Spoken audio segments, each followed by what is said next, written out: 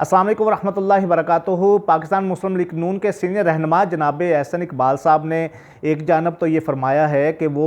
Overseas पाकिस्तानियों को vote का हक़ देने के मुखालिफ नहीं हैं, लेकिन दूसरी जानब उन्होंने ये भी फरमाया है कि वो समझते हैं कि जो ओवरसीज़ पाकिस्तानी हैं उन्हें पाकिस्तान के मसाइल का इल्म नहीं है, इदराक नहीं है। तो जनाब एहसन इकबाल साहब का ये जो बयान है ये यकीनी तौर पर हक़ाइक़ के बिल्कुल मुनाफी है। मैं इस वक्त चूँकि मौजूद हूँ सऊदी अरब में, तो यहाँ पे 27 लाख से ज़ायद पाकिस्तानी वर्कर्स मौजूद हैं। इसी तरह ख़लीज के दीगर जो ममालिक हैं वहाँ पे भी लाखों की तादाद में पाकिस्तानी मौजूद हैं। तो एक बहुत बड़ी तादाद जो है वो यहाँ पे पाकिस्तानियों की मौजूद है, लाखों की। और ये लाखों अफराद जो हैं ये पाकिस्तान के तमाम इलाकों से आए हुए अफराद हैं। इसी तरह अगर हम यूरोप की, अमेरिका की, कनाडा की और दुनिया के दीगर जो ममालिक हैं, अफ्रीकी ममालिक हैं, वहाँ पे भी पाकिस्तानी मौजूद हैं, तो उनकी भी बात करें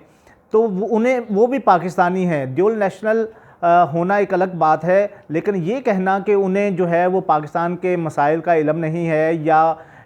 वो अपने हलके के मसाइल को नहीं जानते हैं, तो ये उनके एहसन इकबाल साहब की बहुत बड़ी गलतफहमी है। उनको चाहिए कि वो अपनी इस गलतफहमी को दूर कर लें।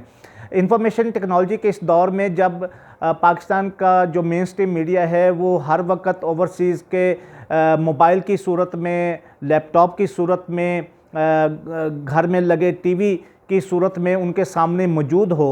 और इसी के साथ साथ तज्ज़िया निगारों के तज्ज़िये मौजूद हों, वीलॉग्स मौजूद हों, सोशल मीडिया मौजूद हो, अखबारात में छपने वाली ख़बरें सामने मौजूद हों, कालम नगारों के कालम मौजूद हों, तो ये कैसे मुमकिन है कि एक जो ओवरसीज़ पाकिस्तानी हैं वो अपने मुल्क के मसाइल से उनको इल्म ना हो या अपने हलकों का जो मसाइल हैं उन्हें इदराक ना हो। क्योंकि ये जो तमाम पाकिस्तानी हैं, इनके वालदैन, इनके बहन भाई, इनके अजीज़ व अकारब, इनके दोस्त अहबाब जो हैं वो पाकिस्तान में मौजूद हैं, और वो मुसलसल इन लोगों के साथ रब्ता रखते हैं, और वो पाकिस्तान के जो मुख्तलिफ़ इलाक़ाई मसाइल हैं उन पे उनकी बड़ी गहरी नज़र रहती है, और वो आपस में इन मसाइल पे गुफ्तगू करते हैं, उनको समझने की और कई दफ़ा समझाने की भी कोशिश करते हैं। तो बात ये है कि एहसन इकबाल साहब को यकीनी तौर पे उनको भी ये मालूम था कि वो एक बड़ा गुमराह किन सा बयान वो दे रहे हैं कि ओवरसीज़ पाकिस्तानियों को जो है वो शायद अपने मुल्क के जो मसाइल हैं उनका इदराक नहीं है। ओवरसीज़ पाकिस्तानी जो हैं वो मईशत से लेकर जो इलाक़ाई मसाइल हैं और इसके अलावा जो दाखिली मसाइल हैं उन सब का इदराक है। ये कहना किसी सूरत दुरुस्त नहीं होगा कि ओवरसीज़ पाकिस्तानी जो हैं वो लाइलम हैं और उन्हें पाकिस्तान के सियासतदानों का या सियासी मंजरनामे का इल्म नहीं है। अगर ऐसी ही सूरत हाल है एहसन इकबाल के पेश नज़र के ओवरसीज़ पाकिस्तानी को इदराक नहीं है, तो सबसे पहले एहसन इकबाल साहब को ये काम करना चाहिए कि वो पार्टी जो सदर हैं मियाँ शहबाज शरीफ साहब और पार्टी जो लीडर हैं उनके जो बानी हैं मियाँ मोहम्मद नवाज शरीफ साहब, उनको चाहिए कि उनसे वो एक दरख्वास्त करें और सऊदी अरब समेत खलीजी ममालिक में और दुनिया भर के जितने भी ममालिक हैं जहाँ जहाँ पे मुस्लिम लीग नून के वर्कर्स मौजूद हैं, उनकी एक मुख्तलिफ़ जो विंग्स मौजूद हैं, उनकी जमातें मौजूद हैं, उनको तोड़ दें, उनको ख़त्म कर दें, ताकि जो ये लाखों की तादाद में जो मुस्लिम लीग के जो वर्कर्स हैं जो दिन रात मुख्तलिफ़ महाफ़ल सजाते हैं, तकारीब करते हैं, हर कौमी दिन पे वो पार्टी प्लेटफार्म को उजागर करते हैं, तो ये तंजीम साजी ख़त्म कर दें और उनको कहें कि वो सिर्फ़ जो है अपने काम से काम रखें और पार्टी अमूर के हवाले से बयानियाँ आगे बढ़ाने में वो काम मत करें। तो इसी तरह जो बाकी जो दीगर सियासी जमातें हैं, एहसन इकबाल साहब उनकी जो यहाँ पे तंजीम साजी है वो दुनिया भर में मौजूद है, लाखों की तादाद में वर्कर्स मौजूद हैं, जो रोज़ाना की बुनियाद पर जो दर्जनों ऐसे वर्कर्स हैं जो सोशल मीडिया पे आके बयानात को जारी करते हैं, पार्टी बयानिए को आगे बढ़ाते हैं। आपने शायद ये एक गुमराह किन, मैंने जैसा कि पहले कहा कि आपने एक यकीनी तौर पर एक गुमराह किन जो है वो बयान आज प्रेस कॉन्फ्रेंस के दौरान दिया है, इसकी ज़रूरत यह है कि जिस तरह सियासतदान हमेशा से करते आए हैं पाकिस्तान में कि हमारा ये बयान जो है इसको गलत कोड किया गया, तो इस तरह का बयान दे के जो है वो अपनी जान छुड़ाएं, क्योंकि पाकिस्तानी जो ओवरसीज़ हैं वो यकीनी तौर पर उनको आपके इस बयान से दुख पहुंचा है। हाँ, आपके बयान के पीछे जो एक दर्द है उसको बखूबी समझा जा सकता है कि जब भी इलेक्शन होगा 2023 के बाद अगर हम करें तो उसके मुताबिक आपको ये लगता है कि ओवरसीज़ पाकिस्तानी जो हैं उसमें ज़्यादातर जो तादाद है वो शायद पाकिस्तान तहरीक इंसाफ के वर्कर्स की है। तो हजूर वाला, आपने अपने वर्कर्स को मुतहरक क्यों नहीं किया? आपने अपने वर्कर्स के साथ राब्ता क्यों नहीं रखा? पीटीआई की ये एक यही तो हमने हमेशा देखा है कि पीटीआई की जो लीडरशिप है वो हमेशा ओवरसीज़ पाकिस्तानियों को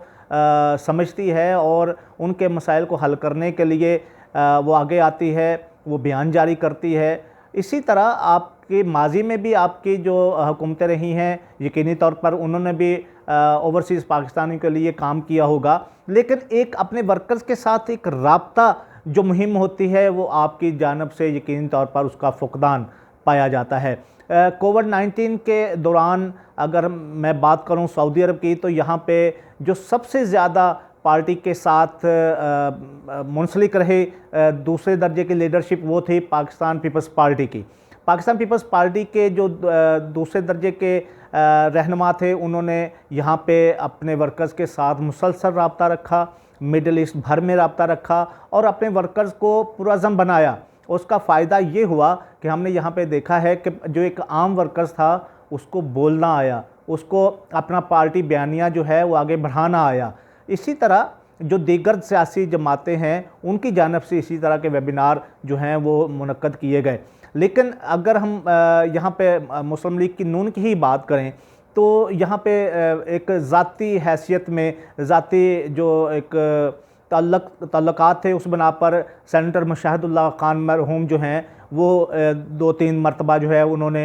वेबिनार मुनक्कद किया और यहाँ पे उन्होंने वर्कर्स के साथ जो है वो अपने ताल्लुक़ को बढ़ाया। आप सियासी बसीरत के हवाले से उन्होंने पाकिस्तान की सियासत पे रोशनी डाली, तो उससे काफ़ी फ़र्क पड़ता है। लेकिन हमने कभी नहीं देखा कि यहाँ पर जो मुस्लिम लीग नून के जो वर्कर्स हैं वो दिन रात जो है वो एक किए हुए हैं, तो उनकी जो मेन लीडरशिप है उन्होंने कभी उनको अप्रिशिएट किया हो, उनका हौसला बढ़ाया हो, उनको आगे बढ़ने की तलकीन की हो, पार्टी बयानिए के हवाले से उनको को हुक्म दिया हो, इस तरह की कभी कुछ सूरत हाल देखने में नहीं आई है। तो गुजारिश ये है कि या तो मुस्लिम लीग नून जो है वो अपनी जो दुनिया भर में उनके जो ओहदेदार हैं, तंजीमी ओहदेदार हैं, तंजीम साजी है, उसका ख़ात्मा कर दे और अपने वर्कर्स को ये कहे कि वो सिर्फ जो है वो अपने काम से काम रखें और ज़र मुबादला पाकिस्तान भेजते रहें, कि उनको पाकिस्तान के मसाइल का इदराक नहीं है, तो फिर तो बात बनती है, फिर बात समझ में आती है।